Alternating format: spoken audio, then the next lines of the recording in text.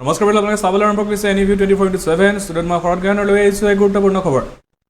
এইবাৰ শ্যামকানু মহন্তৰ পিছত সিদ্ধাৰ্থ শৰ্মাই বিচাৰিলে জামিনৰ বাবে আবেদন বিচাৰি ফাৰ্ষ্ট ট্ৰেক আদালতত আবেদন কৰিছে। এতিয়া সিদ্ধাৰ্থ শৰ্মাই অহা 22 এপ্ৰিলত জামিনৰ যি শুনানি সেই শুনানি প্ৰক্ৰিয়া আৰম্ভ হ'ব আৰু ইতিমধ্যে শ্যামকানু মহন্তই যি জামিনৰ বাবে আবেদন কৰিছিল আৰু সেই জামিনৰ আবেদনৰ পিছতে এতিয়া সিদ্ধাৰ্থ শৰ্মায়ো জামিনৰ বাবে আবেদন কৰা দেখিবলৈ পোৱা গৈছে। জুবিন গাৰ্গৰ যি হত্যাকাণ্ডৰ যি কেইগৰাকী মূল অভিযুক্ত আছিলে তাৰ ভিতৰত আছিলে সিদ্ধাৰ্থ শৰ্মা অন্যতম। আৰু এতিয়া সিদ্ধাৰ্থ শৰ্মাই পুনৰ এতিয়া জামিনৰ বাবে আবেদন আগবঢ়োৱা দেখিবলৈ পোৱা গৈছে। আমি জনাই আছো এই মুহূৰ্তৰ সেই গুৰুত্বপূৰ্ণ খবৰ।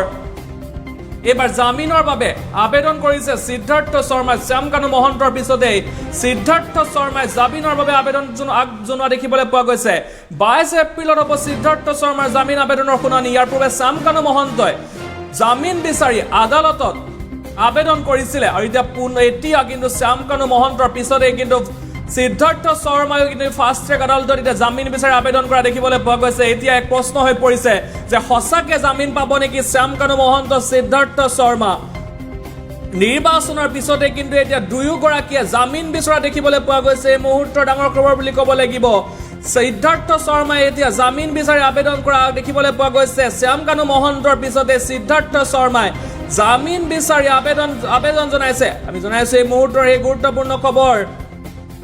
সিদ্ধাৰ্থ শৰ্মাই জামিন বিচাৰি আবেদন জনাইছে ফাৰ্ষ্ট ট্ৰেক আদালতত। যিহেতুকে শ্যামকানু মহন্তই জামিন বিচাৰিছিলে কিছুদিন পূৰ্বে, শ্যামকানু মহন্তই জামিন বিচাৰিছিলে, যিহেতু আদালতত দাখিল কৰিছিলে, আবেদন কৰিছিলে আদালতত জামিন বিচাৰি নিৰ্বাচনৰ পিছতেই। এতিয়া কিন্তু নিৰ্বাচনৰ পিছতে জুবিন গাৰ্গৰ যি হত্যাকাণ্ড, জুবিন গাৰ্গৰ যি ছিংগাপুৰত যি ঘটনা হৈছিলে সেই ঘটনাৰ লগত জড়িত মূল অভিযুক্ত বুলি ক'ব লাগিব। সেই মূল অভিযুক্ত গৰাকীক এতিয়া কিন্তু জামিন বিচৰা দেখিবলৈ পোৱা গৈছে। নিৰ্বাচনৰ পিছতে কিন্তু এতিয়া জামিন বিচাৰিছে দুয়োগৰাকী ইতিমধ্যে জেলত ৰখা হৈছিলে, কিন্তু তাৰ কাৰাগাৰত বন্দী হৈ আছিলে। কাৰাগাৰত বন্দী হৈ থাকোঁতে এতিয়া কিন্তু জামিন বিচৰা দেখিবলৈ পোৱা গৈছে। কিন্তু এই মুহূৰ্তৰ ডাঙৰ প্ৰশ্ন যে সঁচাকৈয়ে জামিন পাব নেকি সিদ্ধাৰ্থ শৰ্মাই। জামিন আবেদন মঞ্জুৰ হ'ব নেকি সিদ্ধাৰ্থ শৰ্মাৰ। এই মুহূৰ্তৰ ডাঙৰ খবৰ বুলি ক'ব লাগিব। জামিন বিচাৰিছে সিদ্ধাৰ্থ শৰ্মাই। জুবিন গাৰ্গৰ যি হত্যাকাণ্ডৰ ঘটনা তাৰ লগত জড়িত আছিলে সিদ্ধাৰ্থ শৰ্মা। এইগৰাকী সিদ্ধাৰ্থ শৰ্মাই জামিন আবেদন কৰা দেখিবলৈ পোৱা গৈছে। জামিনৰ বাবে আবেদন কৰিছে সিদ্ধাৰ্থ শৰ্মাই, যিহেতু নিৰ্বাচনৰ পিছতে এতিয়া দুয়োগৰাকীয়ে জামিন আবেদন কৰা দেখিবলৈ পোৱা গৈছে। ইয়াৰ পূৰ্বে শ্যামকানু মহন্তই জামিনৰ কাৰণে আবেদন কৰিছিল, তাৰ পিছতে এতিয়া সিদ্ধাৰ্থ শৰ্মাই জামিনৰ কাৰণে আবেদন কৰা দেখিবলৈ পোৱা গৈছে। কিন্তু লক্ষণীয় হ'ব যে জামিন মঞ্জুৰ হ'ব নেকি সিদ্ধাৰ্থ শৰ্মাৰ।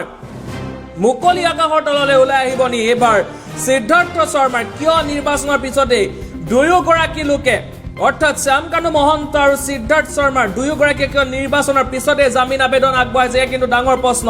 এতিয়া ইতিমধ্যে ফাৰ্ষ্ট ট্ৰেক আদালতত জামিনৰ কাৰণে আবেদন কৰিছে সিদ্ধাৰ্থ শৰ্মাই। এই মুহূৰ্তৰ ডাঙৰ খবৰ বুলি ক'ব লাগিব। শ্যামকানু মহন্তৰ পিছতে সিদ্ধাৰ্থ শৰ্মাই জামিনৰ কাৰণে আবেদন কৰিছে আৰু ইতিমধ্যে ফাৰ্ষ্ট ট্ৰেক আদালতত দাখিল কৰিছে জামিনৰ আবেদন।